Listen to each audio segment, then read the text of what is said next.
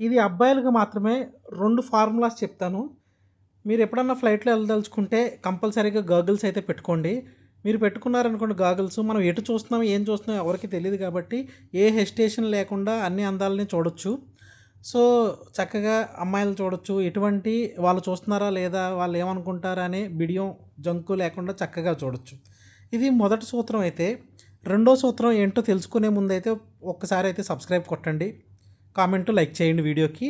అదేంటంటే మనం last seat select చేసుకున్నాం అనుకోండి. ఒకవేళ సీట్ సెలెక్ట్ చేసుకునే కేపబిలిటీ ఉండుంటే లాస్ట్ సీట్ సెలెక్ట్ చేసుకున్నాం అనుకోండి, చక్కగా ఎయిర్ హోస్టెస్ అందరూ పక్కపక్కనే దగ్గరలోనే ఉంటారు లాస్ట్‌లో.